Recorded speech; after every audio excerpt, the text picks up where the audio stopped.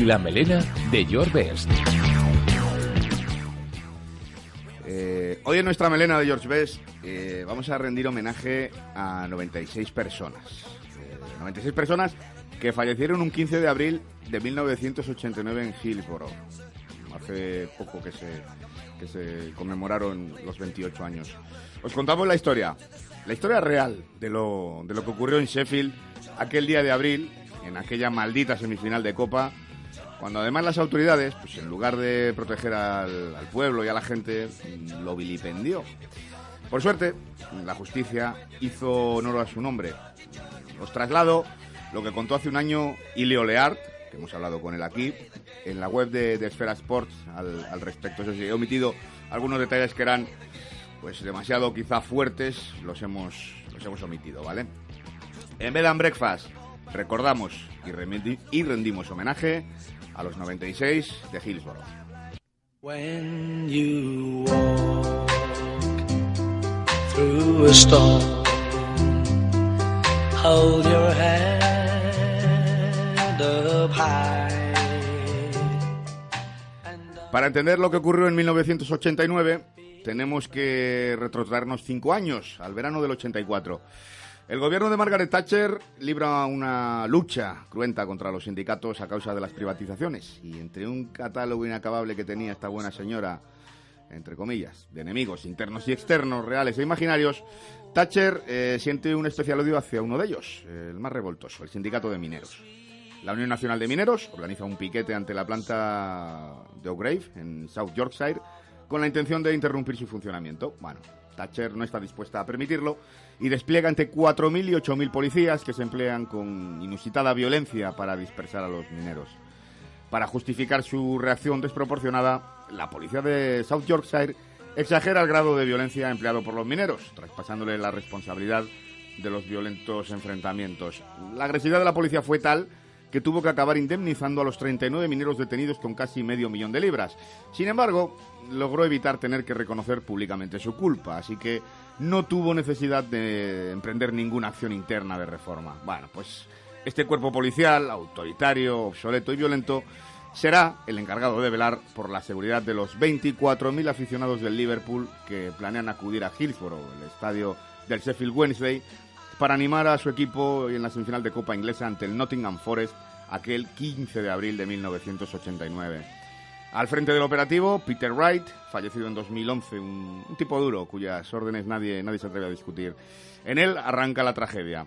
Solo 19 días antes de la semifinal, relevó al superintendente Brian Mole como responsable de las operaciones en el estadio de Hillsborough y le sustituyó con el superintendente David Duckenfield. El primero era un comandante con amplia experiencia en partidos de alto riesgo en ese recinto. El segundo jamás había organizado un partido en Hillsborough antes. El cambio pues se debió a una supuesta indisciplina entre los subordinados de Mole, ¿no? Duckenfield, que era otro miembro de la ala dura de la policía, pues dedicó los días anteriores al partido a estar reprobando y echando broncas, ¿no?, a sus agentes. Sin embargo, pues el hombre no halló tiempo para llevar a cabo las preparaciones básicas para la semifinal. No estudió la documentación. Firmó el plan operativo solo 2 días antes de asumir el cargo, sin haber ni siquiera visitado el estadio. Cuando se presentó para la semifinal, no conocía los antecedentes por aplastamientos que se habían producido en ese mismo escenario en las semifinales del 81 y del 88. Ni tampoco que la llegada por Leppings Lane era un cuello de botella que Mole solía controlar meticulosamente, consciente de su potencial para generar avalanchas. El nuevo responsable de Hillsborough no sabía que los 7 tornos a través de los cuales debían pasar 10.100 aficionados del Liverpool conducían directamente hacia un largo túnel que daba acceso a las zonas situadas inmediatamente detrás de la portería del fondo de Leppings Lane. Ni tampoco que la policía tenía una táctica denominada Freeman, en honor al superintendente John Freeman, anterior, que consistía en cerrar ese túnel cuando esas zonas estaban llenas para evitar aplastamientos. No. Duckenfield estaba más ocupado impartiendo disciplina militar entre sus subordinados. El oficial Roger Marshall, responsable en la zona exterior, también era nuevo en esa función. Es todo un despropósito, vamos. Según el testimonio del propio agente, los problemas comenzaron a las 14 horas 15 minutos y para las 14 horas 35 minutos la policía había perdido totalmente el control. Jamás se le ocurrió pedir que se retrasara el partido previsto para las 3 de la tarde.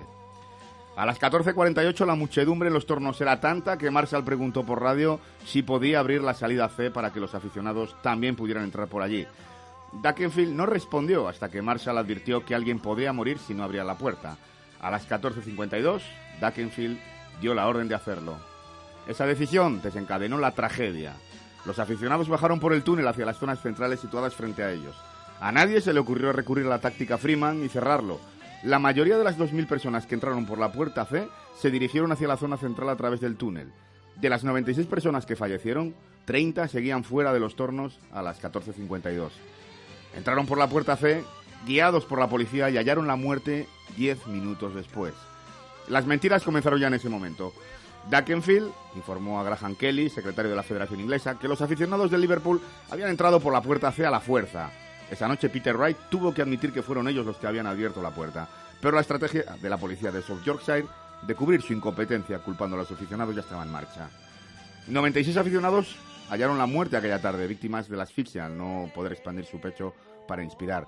Solo 4 ambulancias lograron llegar hasta el campo, así que aficionados y policías utilizaron vallas e incluso una escalera como camilla improvisada para trasladar los 82 cuerpos hasta el gimnasio.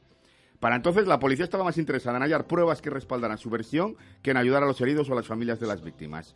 A las 17:58, el inspector de policía Gordon Sykes envió a un fotógrafo a tomar imágenes de los restos de basura del contorno del estadio. Su objetivo, lógicamente, hallar botellas, latas de cerveza, que demostrasen que los aficionados estaban borrachos y trasladar la culpa a las propias víctimas.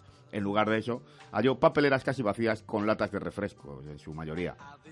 El forense, Stephen Popper, ordenó tomar muestras de sangre a todas las víctimas y buscar restos de alcohol, incluso en el caso de John Paul Gilhooly, la víctima más joven, de 10 años.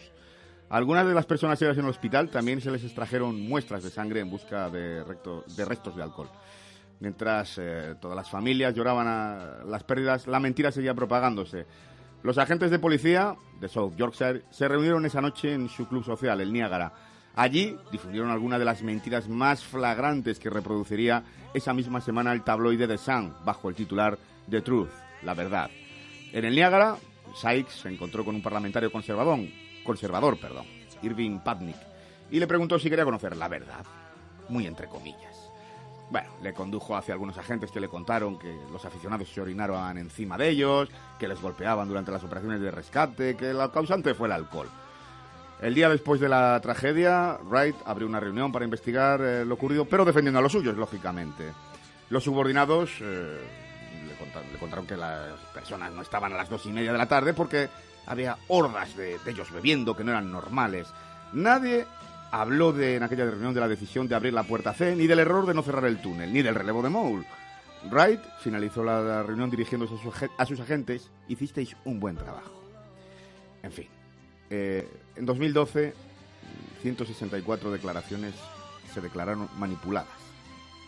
De ellas, 116 criticaban la actuación de la policía y la falta de liderazgo de los mandos. Toda alusión a la táctica Freeman fue eliminada. Decir que hubo que esperar mucho. Hubo que esperar hasta el 26 de abril de 2016, cuando ya tocó todo a su fin. El veredicto fue claro. No fue un accidente, fue un crimen. Un error policial que costó 96 vidas.